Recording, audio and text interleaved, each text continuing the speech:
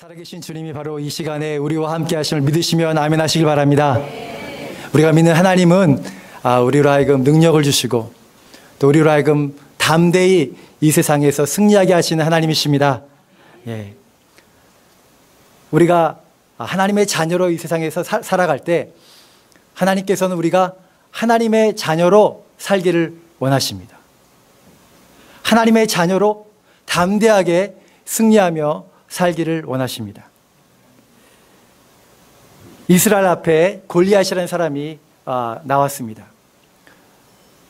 엄청난 거구의 골리앗이 이스라엘 앞에 나왔을 때 아무도 나와서 싸우는 사람이 없었습니다. 그것을 보던 다윗이 어찌 할례받지 못한 사람이 하나님의 백성을 조롱하고 하나님 나라를 대적하는가 하면서 나와서 다윗이 자신이 갖고 있는 믿음을 고백을 하며 나아갔습니다. 그리고 그 고백도로 나가서 승리를 했습니다. 다윗이 어떤 사람이었는지는 그가 입에서 나온 그 고백을 통하여 그 입술의 고백을 통하여 그가 어떠한 믿음의 사람이었는지를 알 수 있었습니다. 여호수아도 마찬가지입니다. 여호수아도 담대한 믿음으로 고백했는데요. 그들은 우리의 밥이다 라고 말했습니다. 그들은 우리의 밥이다. 다른 사람들은 부정적인 말을 할 때 그들은 우리의 밥이다 라고 한 그 고백은 살아 역사에서 결국에는 여호수아가 하나님의 때에 들어가서 결국에는 그 고백대로 다 잡아먹게 되는 것이죠. 아무리 실력이 있어도 담대하지 못하면 자신의 실력을 다 발휘하지 못합니다. 아무리 노래를 잘해도 무대 공포증이 있으면 노래를 못하게 됩니다. 아무리 실력이 있어도 이 앞에 나와서 노래하라고 하면 벌벌벌 떨어요. 그러면 노래를 못하는 것입니다. 아무리 하나님의 자녀라 할지라도 믿음이 있는 것 같아도 담대하게 나아갈 수 있고 담대하게 말할 수 없으면 무대 공포증에 있는 사람처럼 자신의 실력을 다 발휘하지 못합니다. 그게 가장 안타까운 것이죠. 하나님 우리에게 능력을 주셨다고 하고 모든 것을 주셨다고 하지만 실제로 내게 이 능력이 있는 것 같지만 그 능력을 100% 활용하지 못하면 그것처럼 아쉽고 안타까운 것이 없습니다. 우린 주님의 은혜를 받은 자입니다. 우리 안에는 그리스도 예수의 능력이 살아 움직입니다. 그것을 믿으시길 바랍니다. 우리가 믿는 믿음은 관념이나 지식, thought, 사상이 아닙니다. 우리가 믿는 믿음은 살아계신 예수 그리스도, 오늘도 찬양했듯이 그 살아계신 예수 그리스도가 내 안에서 역사하시기 때문에 그 살아계신 하나님이 나타나는 그러한 삶을 사는 것이 하나님의 자녀의 삶인 줄로 믿습니다. 그럼 이를 믿고 시인하고 담대하게 나아가야 됩니다. 오직 의인은 믿음으로 말미암아 살리라 말씀했습니다. 주님은 우리를 그리스도 안에서 의롭다고 말씀하십니다. 주님의 사람은 떡으로만 사는 것이 아니라 하나님의 말씀을 믿는 믿음으로 살고요. 또한 하나님의 사람은 자신의 입에서 나온 믿음의 고백을 먹으면서 사는 것입니다. 내가 말한 것을 먹게 돼요. 주님의 약속을 믿는 하나님의 자녀들이 이 세상에서 조금도 부족함이 없이 살 수 있게 하셨습니다. 넉넉히 세상을 이기게 하시는 주님을 믿으시는 여러분 되시길 예수님의 이름으로 축원드립니다. 이 세상 속에 사는 사람들은 딱 두 가지 종류로 말할 수 있습니다. 한 종류는 뭐냐면 살아계신 하나님을 만나는 사람들과 그리고 하나님을 믿지 않는 어둠 가운데 있는 사람들, 두 종류의 사람들을 살고 있습니다. 예수를 믿고 하나님의 사람이 될 때 이 세상은 하나님의 사람이 됐군요, 잘 됐어요, 박수 쳐주는 것이 절대로 아닙니다. 우리 다행히 대한민국에서 신앙생활도 하시고 또 미국 땅에 와서 이렇게 편안하게 신앙생활을 하고 있지만 지금 2016년을 살고 있는 이 현실, 지금 이 순간에도 예수 믿는 것 때문에 핍박을 당한 사람들이 얼마나 많은지 모릅니다. 그런데 또 감사한 것은 그렇게 핍박이 많은 무슬림 지역에서 엄청난 부흥의 역사가 또 나타난다는 것입니다. 그래서 이란 같은 경우에도 또 엄청나게 많은 사람들이 예수님을 믿고 부흥의 역사가 있고요. 또한 최근에 들은 소식인데요. 티벳 불교가 얼마 쓰였지 않습니까? 근데 티벳에서 그 승려들과 많은 사람들이 한꺼번에 집단 개종을 하는 놀라운 역사가 있다고 합니다. 할렐루야. 그러면 그렇게 무슬림 지역에서 예수 믿고 티베트 불교 이런 지역에서 예수를 믿으면 예수 믿으니까 참 잘 됐네요 하고 주변 사람들이 박수 쳐줄까요? 절대로 그렇지 않습니다. 집안에서 축출당하고, 한국으로 말한다면 호적에서 파나가라고 그러고, 그렇게 핍박을 받으면서 예수를 믿는 것입니다. 예. 지금도 2016년을 살고 있는 지금도 많은 사람들이 예수를 믿기 때문에 핍박과 환난을 받고 있고, 그것은 성서적입니다. 예수님께서 그럴 거라고 미리 말씀하셨거든요. 예. 예수를 믿고서 처음 만들어진 초대교회의 모습을 봐도 그렇습니다. 신약 성경에 써진 초대교회의 모습도 초대교회는 엄청난 핍박과 환난을 당했습니다. 그 결과 많은 사람들이 복음 때문에 순교를 당했습니다. 로마 시대에 황제 숭배 사상을 거절해서 황제를 하나님으로 믿는 사람들에게 절하라 할 때 절하지 않겠습니다. 그러면 그냥 죽었습니다. 한국에서도 신사참배를 거절한 많은 목사님들이 순교를 당했습니다. 그리고 공산주의자들이 지배했을 때, 점령했을 때 많은 신앙인들이 공산군에게 협력하지 않고 신앙을 고집하다가 많은 사람들이 순교를 당했습니다. 그러므로 신약 성경과 교회 역사를 살펴보면 예수 믿는다는 사실이 이 세상에서 안락한 삶을 보장해 주는 것이 절대로 아니라는 것입니다. 이게 중요합니다. 요한 3서 1장 2절의 말씀을 함께 보시겠어요? 준비되어 있는데요. 함께 보시겠습니다. 같이 읽겠습니다. 시작. 사랑하는 자여, 내 영혼이 잘됨같이 내가 범사에 잘되고 강건하기를 내가 강구하노라. 이 말씀이 쓰여진 시기는 로마 황제 도미티아누스 황제의 박해 시대에 쓰여진 서신서입니다. 그 당시 예수를 믿는 것은 생명을 담보로 믿는 것이었습니다. 그래서 이 말씀은 무엇보다도 너의 영혼이 잘 되는 것을 위해서 애쓰라는 말씀입니다. 육신의 생명보다도 너의 영혼의 생명을 위해서 먼저 우선순위를 두라는 말씀입니다. 그렇게 결단할 때 하나님께서 너무나 핍박과 환난이 있는 그런 어려움이 있는 그 범사에 인도해 주시고 너의 범사에 하나님의 은혜가 있을 것이다라는 약속의 말씀입니다.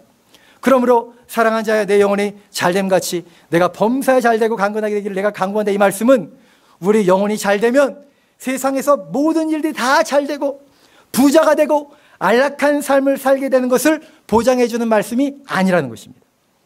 요한 3서 이 말씀을 받는 사람들은 극심한 핍박 속에서 외형적으로 숨어서 살아가는 그런 공동체였습니다.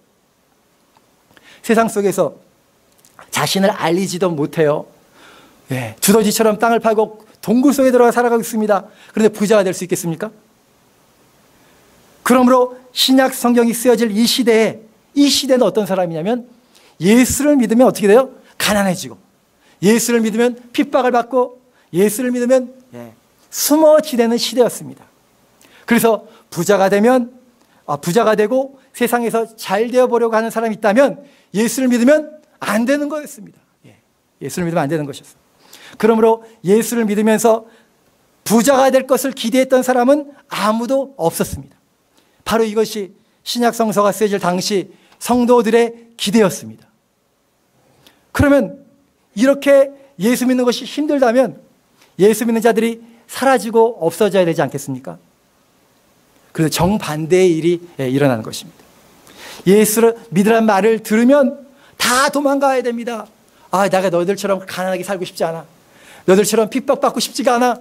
예수 믿으세요. 그러면 다 도망가야 되는데 어찌된 일인지 예수 믿으라고 하니까 예수를 믿고 예수 그리스도의 그 복음을 듣고 그리스도의 공동체의 일원이 되려는 사람들의 숫자가 점점 많아지는 거예요. 아무리 핍박을 해도 그리스도 예수의 복음은 세상에서 사라지지 않았습니다. 오히려 들풀처럼 세상에서 뿌리를 내리고 그리스도의 임재를 나타내는 교회 공동체를 만들었습니다. 어떻게 그렇게 될 수 있었을까요? 그리스도의 말씀은 사람을 변화시키는 하나님의 사랑의 말씀이었고, 그리고 그 말씀은 공동체 속에서 체험되어지는 사랑의 말씀이었기 때문입니다. 주님의 사랑의 말씀은 변함이 없이 하나님의 실체인 것을 삶 속에서 체험을 했기 때문에, 주님의 말씀이 거짓이 아닌 것을 깨달았기 때문에 체험했기 때문에 그 말씀을 부정할 수 없었고 그 사랑을 부정할 수 없었기 때문에 그들이 예수를 믿겠다고 나오게 된 것입니다. 우리가 예수를 믿는 것은 부자가 되어 성공하기 위해서 예수를 믿는 것이 아닙니다. 세상이 줄 수 없는 하나님의 사랑을 받았고 그 사랑 안에 거하고 또한 세상이 빼앗을 수 없는 그 사랑이 내 안에 있기 때문에 그 사랑 안에 있는 평안함을 누리기 때문에 예수를 믿는 것입니다. 우리는 내가 예수 믿는데 왜 이 정도밖에 살지 못하는가? 하나님의 영광을 드러내려면 이 세상에서 성공해야 되는데 이런 생각을 다 내려놓으시기를 바랍니다. 이 땅에서 나타나는 하나님 나라의 모습은 우리의 세상의 성공을 통해서 나타나는 것이 아니라 우리 안에 있는 그리스도 예수의 사랑을 통해서 나타나는 것입니다. 그리고 그 사랑이 우리 안에서 실제가 될 때 어떠한 환난과 핍박이 와도 이기게 되는 담대한 하나님의 사람으로 살게 되는 것입니다. 요한일서 4장 18절 말씀 우리 다 함께 읽겠습니다. 같이 읽겠습니다. 시작. 사랑 안에 두려움이 없고 온전한 사랑이 두려움을 내어쫓나니 두려움에는 형벌이 있음이라. 두려워하는 자는 사랑 안에서 온전히 이루지 못하였느니라. 하나님의 사랑이 내게 임할 때 두려움을 이기고 담대하고 평안한 삶을 살 수가 있습니다. 하나님의 사랑이 바로 저와 여러분 안에 충만해서 하나님의 자녀로서 담대히 승리하신 저와 여러분 되시기를 예수님의 이름으로 축원드립니다. 이 시간에 믿음으로 고백하는 시간 갖기로 원합니다.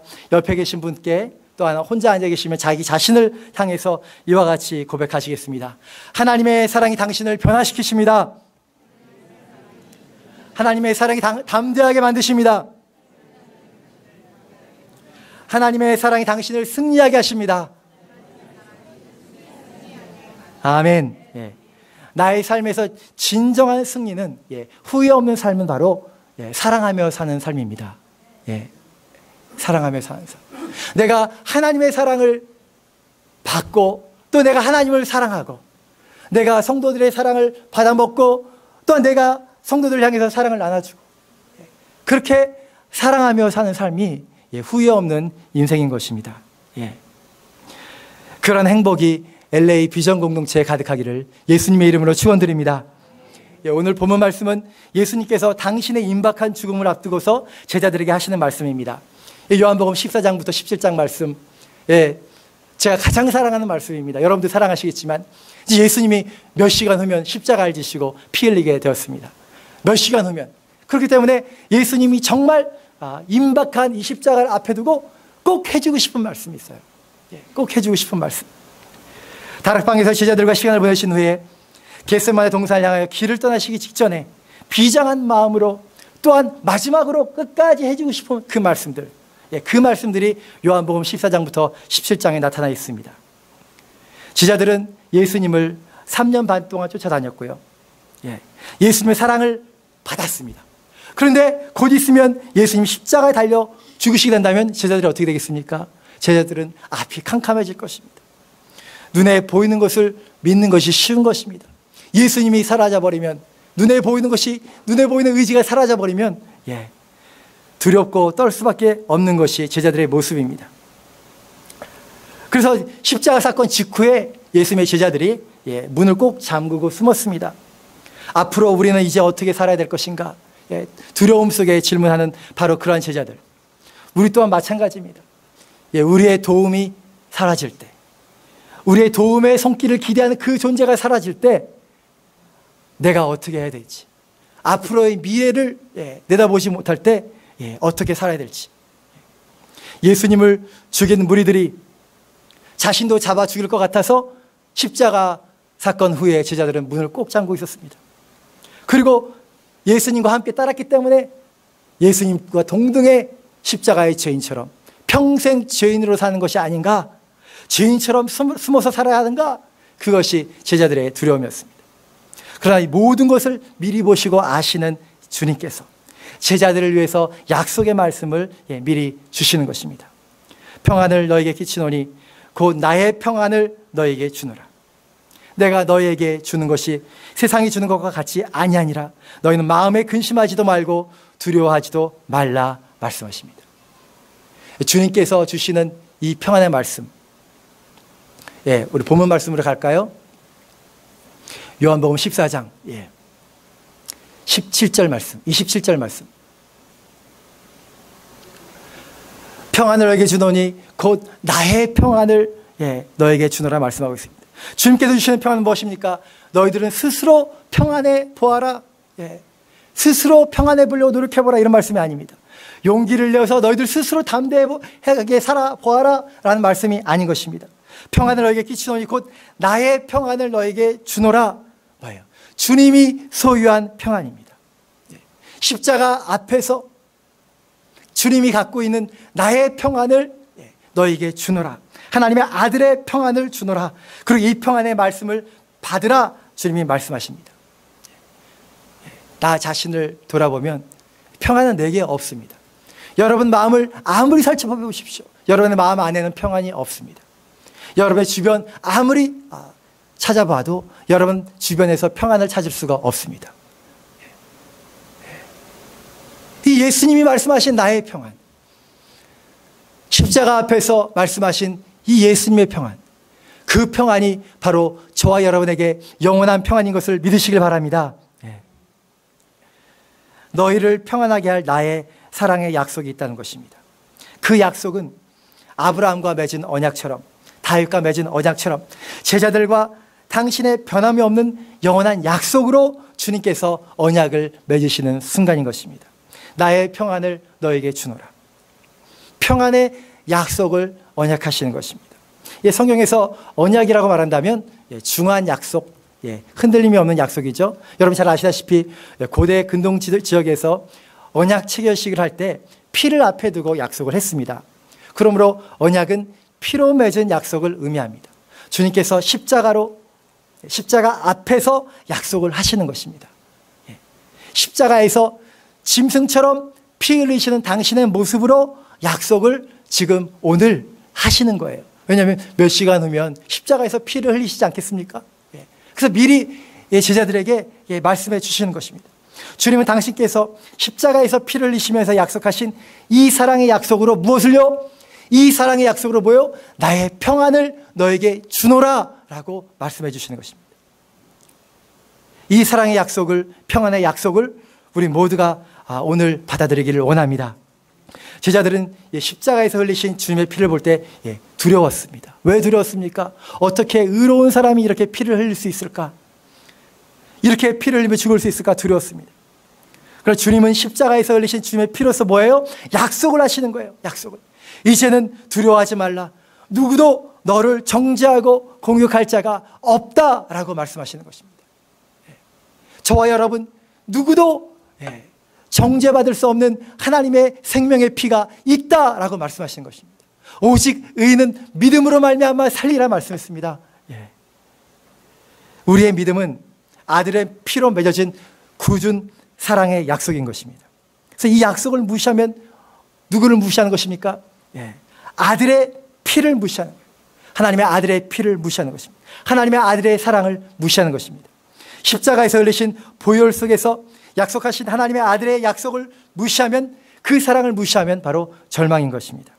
그러나 그 피를 사랑하고 그 피의 사랑 약속을 하나님께서 나와 맺은 굳은 약속이라고 믿을 때 하나님과 맺은 사랑의 약속은 나의 삶 속에서 체험이 되는 것입니다. 할렐루야. 언약의 속성이 무엇입니까? 언약의 속성은 여러 가지가 있겠지만 언약을 영원한 언약이라고 말하고 있습니다. 영원한 언약. 그래서 하나님의 약속은 영원한 것입니다. 영원하다는 것은 변함이 없다는 것을 말합니다.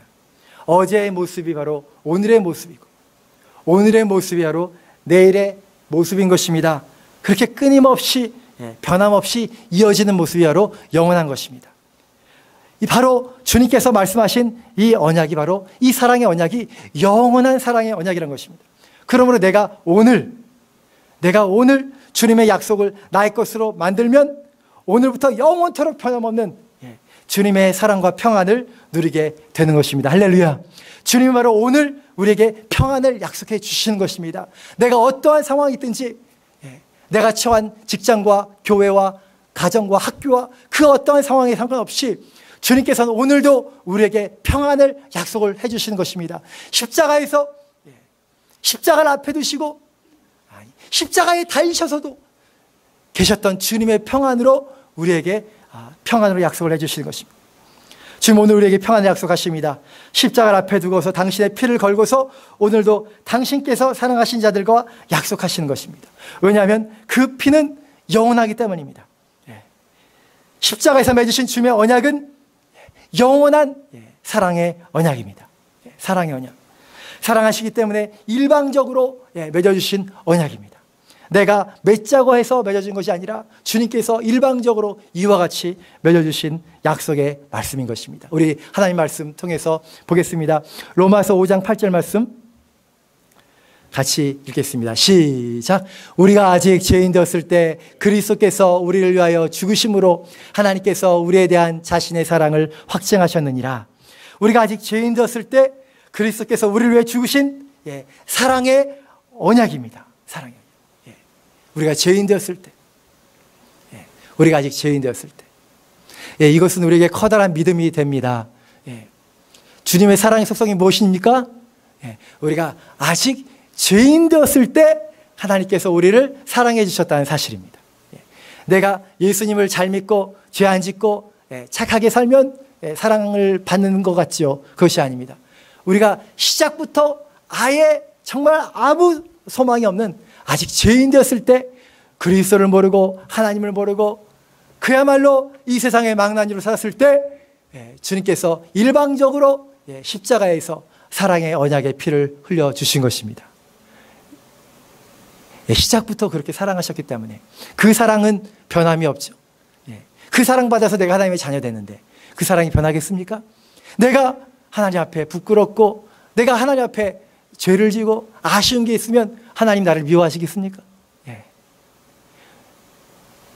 우리가 아직 죄인 되었을 때 그리스도께서 우리를 위하여 죽으신 이 사랑, 이 사랑의 언약, 그 사랑을 우리가 받았음을 믿으시기 바랍니다.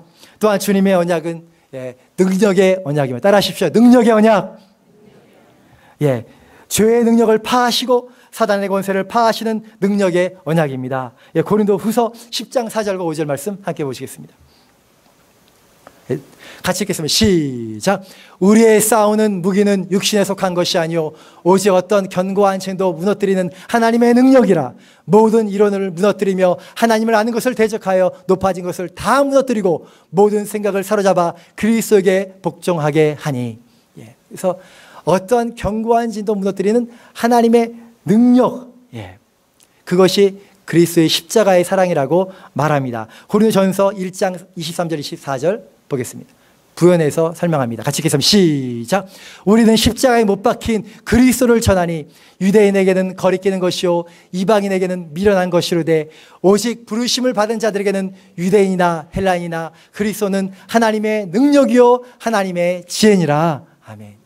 십자가에 못 박힌 그리스도 예수, 그 그리스도 예수에 나오는 그 피, 그것이 하나님의 능력이고 하나님의 지혜다 이렇게 말합니다. 죄의 능력을 파하고 사단의 권세를 파하는 능력. 그래서 주님께서 우리에게 주신 언약은 사랑의 언약이고 능력의 언약이고 또한 주님의 언약은 생명의 언약입니다. 죽어있는 영혼도 살리는 생명의 약속이고 생명의 언약은 새로운 생명의 부활에 대한 약속을 갖게 됩니다. 골로새서 3장 2절 4절 말씀 보겠습니다. 같이 읽겠습니다. 시작. 위의 것을 생각하고 땅의 것을 생각하지 말라. 이는 너희가 죽었고 너희 생명이 그리스도와 함께 하나님 안에 감추어졌습니다. 우리 생명이신 그리스도께서 나타나실 그때에 너희도 그와 함께 영광 중에 나타나리라. 아멘. 벌써 예수님 부활하시고 다시 재림의 약속의 말씀을 주시는 것입니다. 자, 그래서 우리가 주님 오실 때 첫째 부활에 참여하게 되는 것이죠. 자, 예수님의 십자가에서 주신 이 언약의 말씀은 우리로 하여금 담대하게 하는데요. 그 사랑의 언약이 우리로 하여금 생명에 대한 약속을 분명하게 붙잡게 하는 말씀입니다. 그래서 예수님이 쓸쓸하게 죽으시고 끝났더라 그러면 얼마나 허무합니까?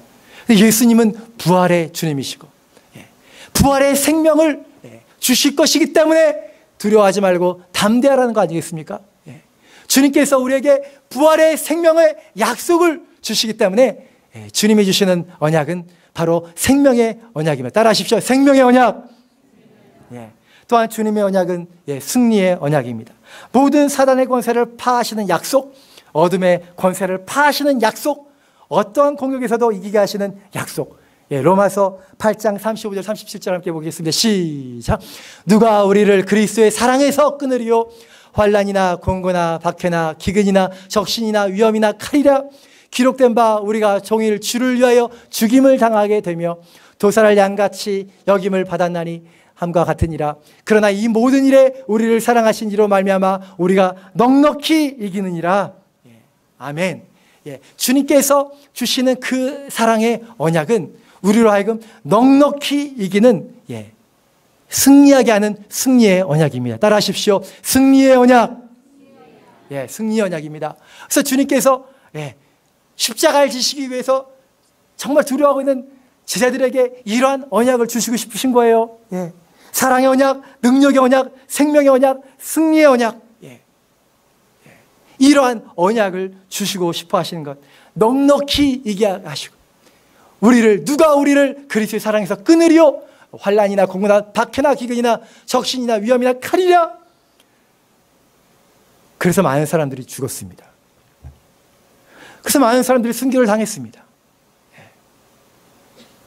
이렇게 신앙 고백해서 많은 사람들이 가까스로 생명을 유지했겠습니까? 아니요. 많은 사람들이 죽었습니다. 그렇지만 그들은 부활의 생명, 그 약속을 받았기 때문에 믿음의 승리를 거두고 저 앞에 영광을 돌린 것입니다. 또한 주님의 언약은 평안의 언약입니다. 따라하십시오. 평안의 언약. 오늘 본문에 나오고 있지만 히브리서 2장 14절 15절 보겠습니다. 다 함께 읽겠습니다. 시작. 자녀들은 혈과 육에 속하였음에 그도 또한 같은 모양으로 혈과 육을 함께 지니심은 죽임을 통하여 죽음의 세력을 잡은 자 곧 마귀를 멸하시며 또 죽기를 무서워함으로 한평생 매여 종도 사는 모든 자들을 놓아주려 하심이니. 아멘. 그래서 이 히브리 기자가 히브리서 쓸 때에도 죽기를 무서워함으로 일평생 종로로 사는 사람들이 많다는 거죠. 그렇지만 주님의 언약, 주님의 약속, 굳은 약속을 가진 사람들은 뭐예요? 죽음을 두려워하지 않는, 죽음을 넘어서는 평안이 있다는 것이죠. 인생의 모든 두려움을 이기는 평안의 언약, 죽음의 두려움을 이길 수 있는 평안의 언약이 있다는 것입니다. 이와 같은 약속, 그것이 다 주님의 십자가에서 십자가를 지시기 전에 제자들에게 주시는, 주님이 우리에게 주시고자 하시는 언약, 평안의 언약인 것입니다. 우리는 이와 같은 주님의 언약 속에서 담대한 자로 살게 되었습니다. 어떻게 해요? 하나님의 사랑의 언약, 사랑을 받은 자로, 하나님의 능력의 언약, 능력을 받은 자로, 생명의 언약, 부활의 언약, 생명을 받은 자로, 이미 승리한 자로, 승리의 언약, 이미 내 안에 평안한 자로 평안의 언약을 받은 하나님의 자녀로 살게 하셨습니다. 그래서 이 세상에서 조금도 주눅들지 않고, 조금도 눈치 보지 않고, 그 어떤 핍박과 환난이 와도 담대하게 하나님의 사람으로 승리할 수 있도록 평안할 삶, 평안으로 승리할 수 있는 사람, 주님의 사랑 안에서 담대할 수 있도록 하신 것입니다. 평안을 너에게 끼치더니 곧 나의 평안을 주노라. 나는 이제 곧 십자가를 질 것인데 나의 평안으로 평안을 누리라 말씀하시는 것입니다. 두려움 대신에 내 안에 있는 평안함으로 담대하라. 주님이 우리에게 말씀해 주시는 것입니다. 주님의 이 약속은 주님의 골고다의 십자가에서 영원한 언약이 되었습니다. 할렐루야. 그리고 실제로 제자의 삶 속에서 이루어집니다. 어떻게 해요? 주님은 제자들에게 보혜사 성령님을 보내주셔서 제자들과 맺은 언약을 실제로 삶 속에서 이루셨습니다. 오늘 본문 말씀 보겠습니다. 오늘 본문 14장, 요한복음 14장 26절에 그렇게 말하고 있죠. 보혜사 곧 아버지께서 내 이름으로 보내실 성령, 그가 너에게 모든 것을 가르치고 내가 너에게 말한 모든 것을 생각나게 할 거니까 두려워하지 말라는 거예요. 27절에 두려워하지 말라고 그랬죠. 두려워하지 말라. 보혜사가 오면은 이제 일의 순서가 일단 십자가에서 보혈의 피를 흘리시고 언약의 피를 흘리시고 그 다음에 시간이 흘러서 보혜사가 올 텐데 보혜사가 오면 그리스도 예수의 말씀이 다 이해되어지고 깨닫게 된다는 것입니다. 그리고 성령님은 주님의 언약을 완성시키는 분이십니다. 성령님은 주님의 언약을 나의 삶 속에서 실제적으로 체험하게 하시는 분이세요. 성령님이. 그래서 하나님 아버지는 뜻을 세우시는 분이시고 그 뜻을 계시해 주시는 분은 바로 예수님이시고 진리의 성, 진리의 성령님, 성령님께서는 바로 그 하나님의 언약을 실체를 우리의 삶 가운데서 체험하게 하시는 성령님. 그 성령님이 여러분 안에서 역사하실 때 사랑의 언약, 능력의 언약, 생명의 언약, 승리의 언약, 평안의 언약이 살아 움직일 수 있도록 하시는 분이 누구시라고요? 성령님께서 그렇게 우리 안에서 그 하나님의 언약의 능력이 그대로 역사하시는 분이 바로 성령님이시라는 것입니다. 성령님을 모신 제자들은 조금도 두려움이 없어졌습니다. 성령님은 제자들로 깨닫게 하셨습니다. 예수님께서 십자가에서 죽으신 것이 부끄러운 게 아니라는 거예요. 부끄러운 게. 그 당시 십자가는 뭐예요? 부끄러운 거였습니다. 그냥 옷 다 벗고 올라가서 피 흘리고 죽는 것 부끄러운 거라는 거예요. 부끄러운 거라는 것이죠. 그렇지만 예수님께서 부끄러움이 아니라 예수님이 부끄러운 것이 아니라 예수님께서는 나의 부끄러움을 없애시기 위해서 십자가에 올라가 죽으셨다는 겁니다. 할렐루야.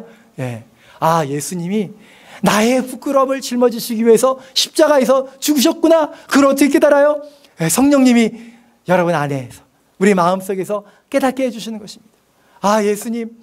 예수님 나의 부끄러움을 짊어지시고 십자가에서 죽으셨군요. 그러니까 예수님의 십자가가 부끄러운 게 아니군요.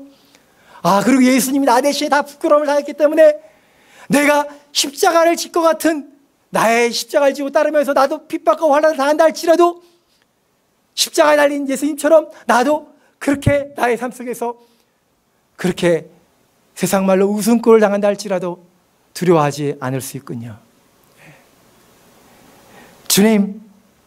주님께서 나의 부끄러움을 다 짊어지셨고 나의 죄를 다 짊어지셨기 때문에 내가 담대히 하나님의 사람으로 살 수 있겠군요.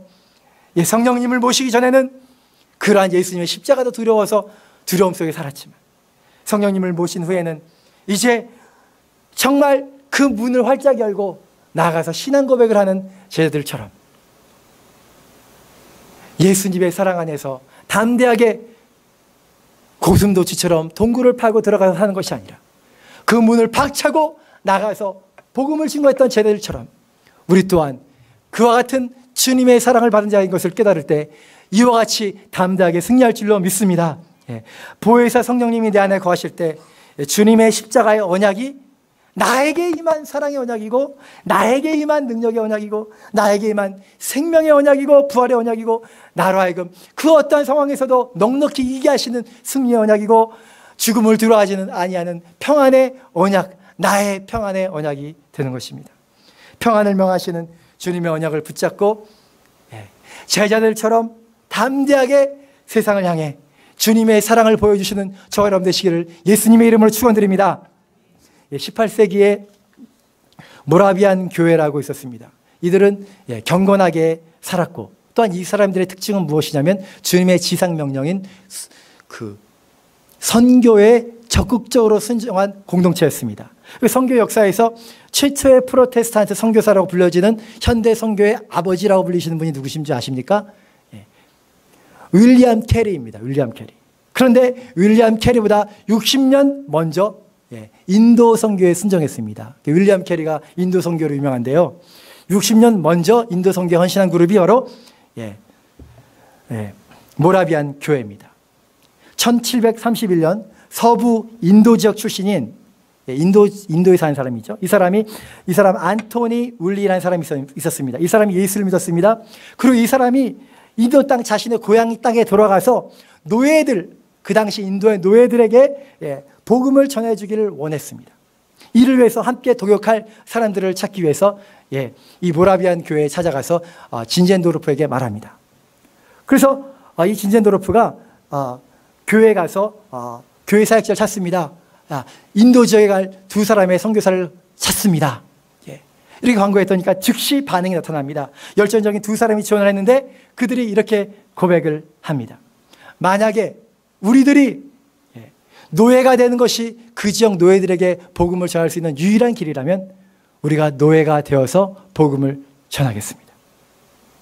그들은 즉시 선교지로 나갔습니다. 낮에는 그 노예들과 함께 일을 하고요. 낮에는 노예들과 함께 일을 합니다.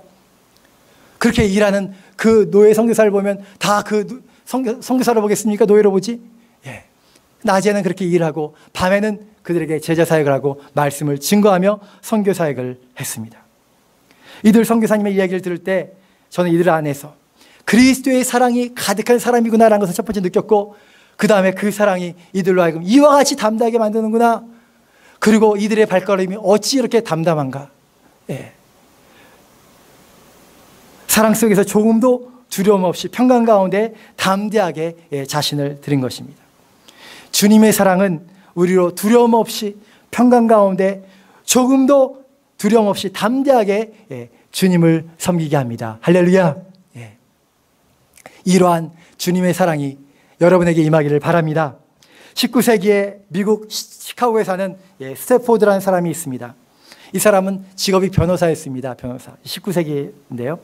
결혼해서 4명의 딸을 갖고 있었습니다. 그런데 4명의 딸과 자신의 아내가 그 당시 타이타닉 배와 같이, 타이타닉 배는 아니고 그와 배 같이 커다란 배를 타고 대서양을 가로지르는 여행을 하고 있었습니다. 그런데 그 배가 암초에 부딪혀서 충돌 사고로 인해서 배가 전복이 되고 가라앉습니다. 그리고 아내는 가까스로 헤엄쳐서 나와서 살고요. 4명의 딸들은 다 익사해서 죽습니다. 그리고 마침 바로 그 순간에 이 스태포드가 사는 곳이 바로 시카고인데, 시카고에 커다란 화재가 일어나서 그 도시 전체에 불이 나서 자신의 전 재산이 다 재가 되어서 타버립니다. 한순간에 자신의 4딸, 자신의 행복의 원천인 동서남북 돌아보면 자신의 딸이 있는 그렇게 행복한 가정, 자신의 4딸을 한꺼번에 죽게 되고, 그리고 시카고에 불이 나서 완전히 자신의 집이 다 무너지고 자신의 재산이 전부 다 사라진 바로 그 순간 행복의 기반이 무너진 상황입니다. 그래서 여느 사람 같으면 절망과 자포자기에 빠질 것만 같습니다. 그러나 믿는 자에게 주시는 평안은 세상이 주는 것과 전혀 달랐습니다. 이 사람은 신앙인인데 성령님께서 이 사람의 심령을 안아주시고 품어주셔서 이 사람이 바로 욥과 같은 신앙의 고백을 하게 됩니다. 내 평생에 가는 길 순탄하여 늘 잔잔한 강 같든지 큰 풍파로 무섭고 어렵든지 나의 영혼은 늘 편하다. 내 영혼 평안해, 내 영혼 평안해. 여러분 잘 아는 찬양의 가사. 이렇게 가사라도 지어있고 고백을 하니까 이런 사람이 이런 정말 믿음의 고백을 갖고 있는 사람인 것을 알 수 있지 않습니까? 이 고백이 4명의 딸들이 바다에서 죽고 전 재산이 다 완전히 재가 되어버린 바로 그 순간에 한 이 사람의 고백입니다. 이 사람의 고백. 얼마나 멋집니까?